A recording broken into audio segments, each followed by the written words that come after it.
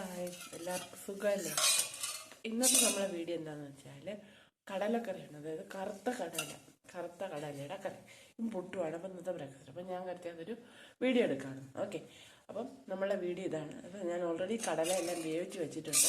ഇനി നമുക്ക് ബാക്കി കാര്യങ്ങളൊക്കെ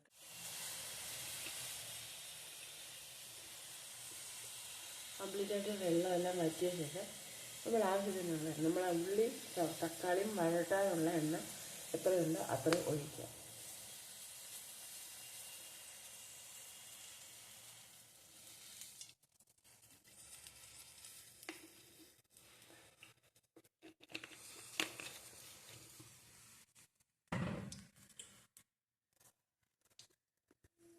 ഇനി നമ്മൾ പകരം കടുക്,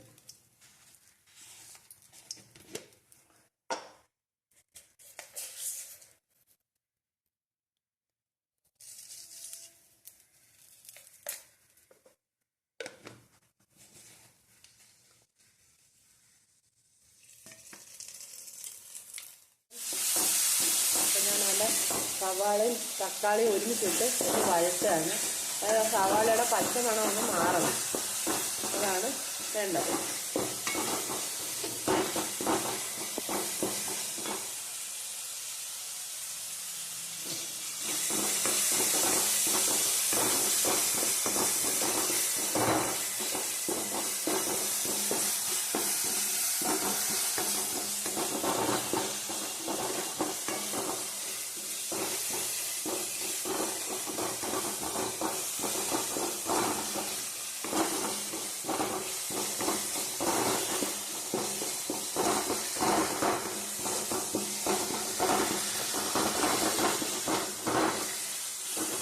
സവാളയും പച്ചമുളകും നന്നായിട്ടൊന്ന് കുഴഞ്ഞ് ഒരു പാകമായിട്ട് വരണം.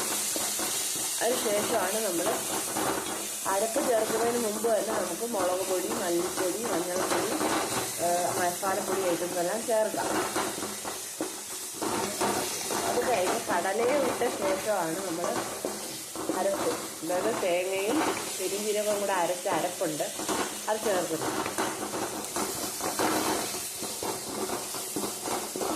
പിന്നെ ഇഞ്ചി, വെളുത്തുള്ളി, പച്ചമുളക് ഞാൻ നമ്മൾ ചിക്കനൊക്കെ ചേർക്കുന്ന പോലെ ഒന്ന് ചതച്ചാണ് ചേർക്കുന്നത്. അപ്പോൾ ചതയുമ്പോഴത്തേന് നല്ലൊരു ഫ്ലേവർ നമുക്ക് കിട്ടും.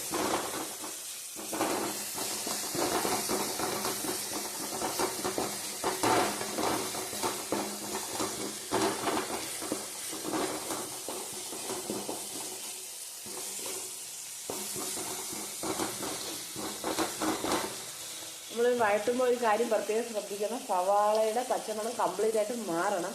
അല്ലെങ്കിൽ പിന്നെ ഒരു രസം ഉണ്ടാകത്തില്ല കറിക്ക്.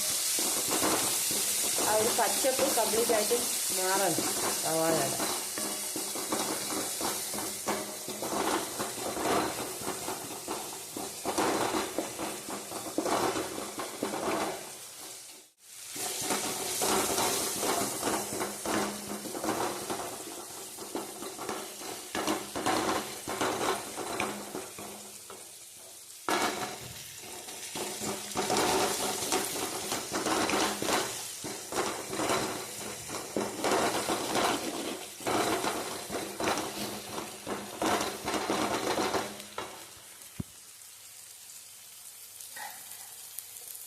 ഇനി നമ്മൾ ഇതിലേക്ക് വളരെ കുറച്ച് ക്വാണ്ടിറ്റിയിൽ ഇഞ്ചി, വെളുത്തുള്ളി, പച്ചമുളക് ഒന്ന് ചതച്ച് വെച്ചിട്ടുണ്ട്. ഇതുകൂടി അതിലേക്ക് ചേർക്കുകയാണ്.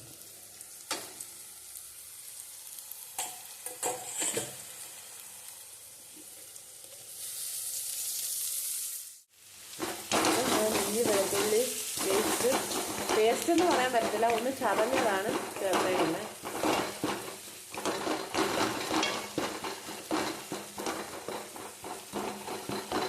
കംപ്ലീറ്റ് ആയിട്ട് തന്നെ എല്ലാത്തിൻ്റെയും പച്ചമണം ഒന്ന് കംപ്ലീറ്റ് ആയിട്ട് മാറണം. ഓൾമോസ്റ്റ് ഒന്ന് വഴണ്ട് കിട്ടിയിട്ടുണ്ട്. ഇനി ഇതിലേക്ക് നമ്മൾ പൊടികൾ ആഡ് ചെയ്യണം. പൊടികളെല്ലാം കുറച്ച് ചേർത്തിട്ടുണ്ട്. അതായത് നമ്മളുടെ മുളക് പൊടി, മല്ലിപ്പൊടി, മഞ്ഞൾപ്പൊടി, മസാല ഗരം മസാലയുടെ പൊടി ഇത്രയാണ് ചേർത്തിരിക്കുന്നത്. നിങ്ങൾ എരിയുടെ അളവനുസരിച്ച് നിങ്ങൾക്ക് മുളക് പൊടി, ഗരം മസാല ഐറ്റംസിൻ്റെ എല്ലാ അളവ് കൂട്ടേ കുറയ്ക്കാം. ഞാൻ വളരെ കുറച്ച് കടല മാത്രമേ എടുത്തിട്ടുള്ളൂ, അതുകൊണ്ട് കുറച്ച് മസാലപ്പൊടികൾ മാത്രമേ ഞാൻ ചേർക്കത്തുള്ളൂ.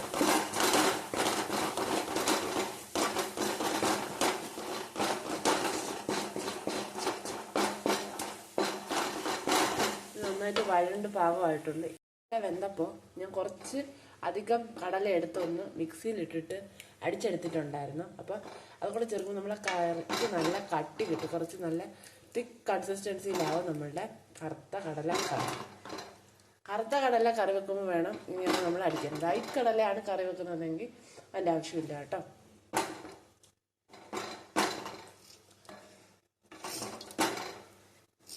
നമ്മളത്തി കുറച്ച് നല്ല വെറ്റില്ലാത്ത തിക്ക് കൺസിസ്റ്റൻസിയിലായി വന്നിട്ടുണ്ട് കറി. ഇനിയാണ് നമ്മളുടെ അരപ്പ് നമ്മൾ ചേർക്കുന്നത്. 1 കപ്പ് തേങ്ങയും പെരിഞ്ചീരകം കൂടെ അരച്ചാൽ ഇതുകൂടെ അങ്ങ് ചേർത്ത് കൊടുക്കാം. വെള്ളം കുറച്ച് ചേർത്താൽ മതി. ഒരുപാട് വെള്ളം ആയിക്കഴിഞ്ഞാൽ കറിയിലെ ടേസ്റ്റ് പോകും. അതുകൊണ്ട് വെള്ളം നോക്കി മാത്രമേ ചേർക്കാൻ പാടുള്ളൂ.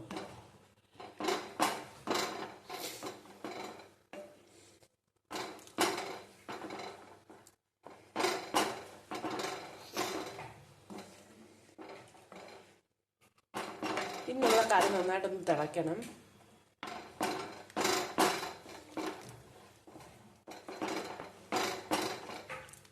തിളച്ചിട്ടാണ് ബാക്കി.